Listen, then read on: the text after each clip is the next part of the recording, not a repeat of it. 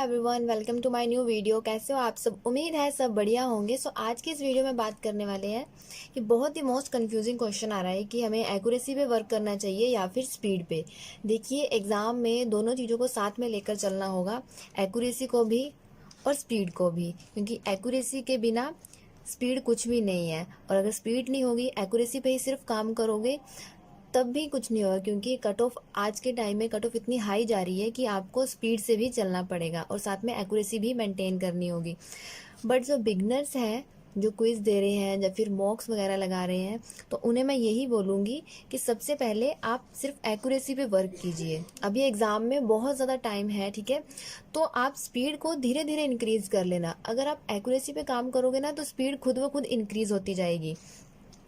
Personal experience share कर रही हूँ कि हमारे से जो सीनियर थे, दीदी थे एक, तो उनका क्या था, उन्होंने 80 क्वेश्चन किए हुए थे आरआरबी क्लर्क में। और उसके बाद जब रिजल्ट आया और रिजल्ट में 50 मार्क्स, आप खुद देख सकते हो कि इस स्पीड का क्या फ़ायदा जब एक्यूरेसी ही नहीं थी और सिर्फ 50 मार्क्स आए। ठीक है, 2 क्वेश्चन गलत हो गए, 3 क्वेश्चन गलत हो गए, इनफ है। तो मैं ये चीज़ बता रही हूँ कि स्पीड भी तभी सही रहेगी अगर आप एक्यूरेसी को भी साथ लेकर चलते हो। सिर्फ और सिर्फ स्पीड के पीछे भागोगे तो कोई फ़ायदा नहीं है, इससे एग्ज़ाम क्रैक नहीं होगा। ठीक है, हाँ, एक्यूरेसी मेंटेन की है, स्पीड को साथ में लेकर चल रहे हो, ज़्यादा तेज़ नहीं आप सॉल्व कर रहे हो, ठीक है, मीडियम भी है, तब भी एग्ज़ाम क्रैक हो जाएगा। मैं अपनी बात करती हूँ। जब मैंने आरआरबी पीओ का एग्ज़ाम दिया था, उस टाइम सिर्फ और सिर्फ मैंने 48 क्वेश्चंस किए थे। उससे पिछले साल क्या है, 48 कट ऑफ गई थी। और इस साल तो मैंने सिर्फ और सिर्फ 2020 में मैंने सिर्फ और सिर्फ 48 क्वेश्चन किए। फिर मुझे लग रहा था कि नहीं होगा, मुझे लगा शायद एक आधा क्वेश्चन गलत हो गया तो फिर मैं आउट हो जाऊंगी। बट ऐसा नहीं था। कभी कभी क्या होता है, एग्ज़ाम बहुत ज़्यादा टफ होता है, ठीक है, हो जाता है कि हमारी शिफ्ट या फिर टफ हो, बाकियों की ईजी हो। तो ऐसे में टेंशन में नहीं आ जाना कि हमारी शिफ्ट टफ है तो अब हम क्या करें। नॉर्मलाइजेशन में आपके मार्क्स ज़्यादा हो जाएंगे, आप सिर्फ और सिर्फ एक्यूरेसी पे काम करना।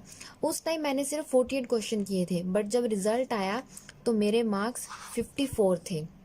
एक और बात याद रखना, अगर एक सेक्शन टफ आएगा तो डेफिनेटली एक इजी होगा। उस टाइम पे हमारा रीजनिंग सेक्शन टफ था तो क्वांट इजी था। मेरी सबसे बड़ी गलती थी, क्वांट सेक्शन इजी था बट मैंने नहीं किया। मुझे ये था कि अगर रीजनिंग की एक भी पजल हो जाएगी तो 5 मार्क्स सीधे सीधे बन जाएंगे। ऐसी गलती आप मत करना। आपको क्या करना है, ठीक है, अगर रीजनिंग सेक्शन इनकेस आपकी शिफ्ट में टफ आ रहा है या फिर क्वांट टफ आ रहा है, तो जो सेक्शन इजी होगा आप उसे अच्छे से कर लेना। देन उसके बाद अगर टाइम बच रहा है तो उस सेक्शन पे वापस आके देखिए, 10-15 क्वेश्चन तो नॉर्मली आप आराम से कर ही सकते हो, इसमें कोई इशू नहीं है। वैसे भी 40 क्वेश्चन होते हैं, 15 क्या 20 तो आराम से कर सकते हो। अगर बहुत ज़्यादा टफ शिफ्ट हुई तो 20 से ज़्यादा अगर नहीं कर पा रहे हो तो दूसरा सेक्शन अटैम्प्ट कर लेना। देन उसके बाद टाइम बचे तो वापस आ जाना उसी सेक्शन पे और कोशिश करना सॉल्व करने की। अगर हुआ तब भी ठीक है, नहीं हुआ तो भी कोई बात नहीं, टेंशन में नहीं आना। नॉर्मलाइजेशन होने के बाद मार्क्स इंक्रीज हो जाते हैं अगर आपकी शिफ्ट टफ है।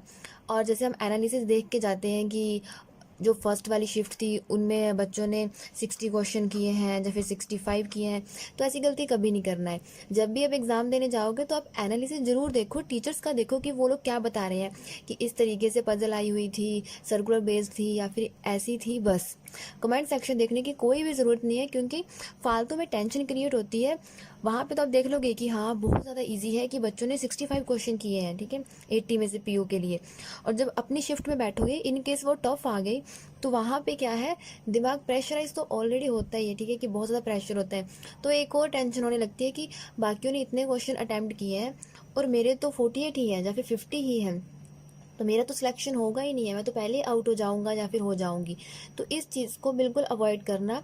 कमेंट सेक्शन देखने की कोई भी ज़रूरत नहीं है, एनालिसिस देखो टीचर्स का, बस इनफ है। जब मैंने प्रिपरेशन की थी तो मैं सिर्फ स्टार्टिंग में ही देखती थी, शुरू शुरू में, बट उसके बाद जब मैं प्री वगैरह देने लग गई तो मैंने एनालिसिस देखना बिल्कुल बंद कर दिया।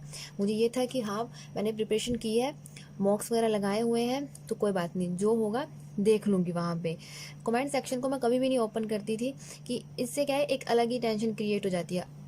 तो इन सब चीज़ों को अलग रखते हुए आपको सिर्फ और सिर्फ एक्यूरेसी वर्क करना है, साथ में स्पीड को लेकर चलना है। अब जो बिगनर्स होंगे कि उनका क्या है, परसेंटाइल कम आ रही होगी, ठीक है ना, 70% या 60%, तो कोई बात नहीं। एटलीस्ट आपको ये देखना है कि आप जितना कर रहे हो उतना सही होना चाहिए।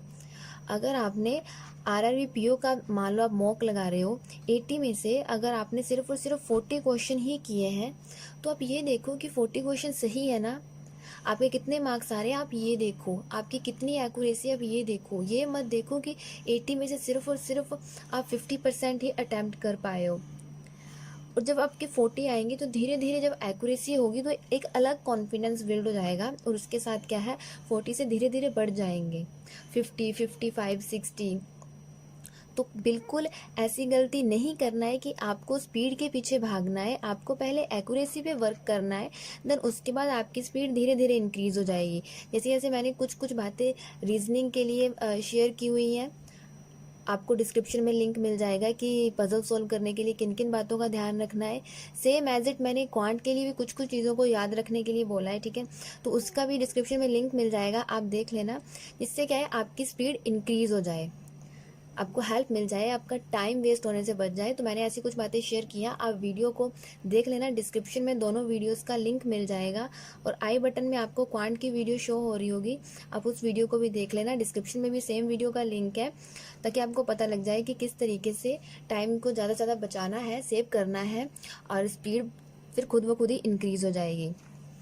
सो वंस अगेन फिर से मैं रिपीट कर रही हूँ कि स्पीड आपकी इंक्रीज हो जाएगी, आपको टेंशन नहीं लेनी है, आपको सिर्फ और सिर्फ एक्यूरेसी पर वर्क करना है। आज आप मॉक लगा रहे हो, आपके सिर्फ 10 मार्क्स आ रहे हैं, 15 आ रहे हैं, 20 आ रहे हैं, तो कोई बात नहीं, धीरे धीरे ये मार्क्स इंक्रीज हो जाएंगे, एक दिन 60 आएंगे, 65, 70, ठीक है, वो आपके ऊपर डिपेंड है कि आप कहाँ तक लेकर जा रहे हो।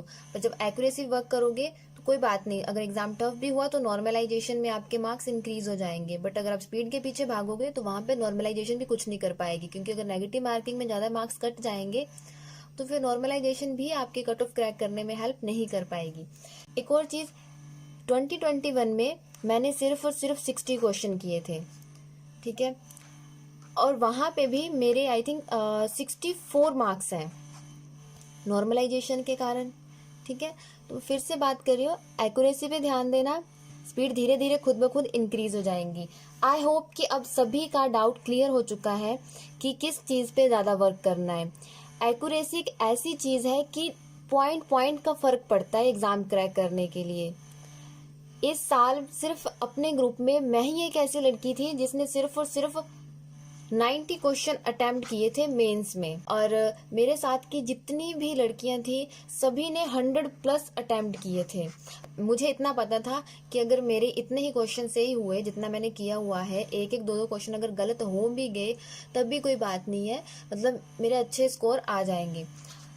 तो मेरा क्या था, सिर्फ मैं ही थी और ग्रुप में एक और लड़की थी, उसने 116 क्वेश्चन किए हुए थे, तो हम दोनों का हुआ था। बाकी सभी की क्या मिस्टेक हुई कि उन्होंने सिर्फ स्पीड पे वर्क किया और एक्यूरेसी मेंटेन ज़्यादा नहीं करी, तो उनके मार्क्स बहुत कम आए, जिस कारण उनका मेंस क्लियर नहीं हुआ। 90 में मेरे 82 थे, सो उसका भी मैंने स्कोर कार्ड शेयर किया हुआ है, अगर आपको देखना हो तो डिस्क्रिप्शन में लिंक मिल जाएगा कि मेरे आरआरबी पीओ मेंस में क्या स्कोर कार्ड रहा था।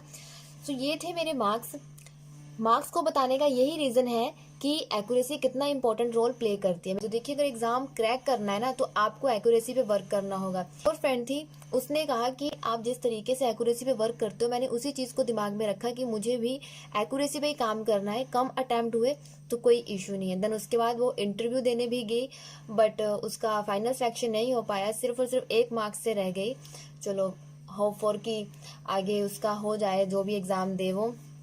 बहुत दुख होता है कि जब एक एक नंबर से सिलेक्शन रुक जाता है, एक एक नंबर के पॉइंट पॉइंट से सिलेक्शन रह जाती है। इसलिए स्पीड वाली गलती नहीं करनी है, एक्यूरेसी पे काम करना है। मुझे लगता तो नहीं है कि आपको अब कोई डाउट रहा होगा, बट फिर भी अगर हुआ तो प्लीज कमेंट सेक्शन में बता देना, मैं वहां पे क्लियर कर दूंगी। So thank you so much for watching this video.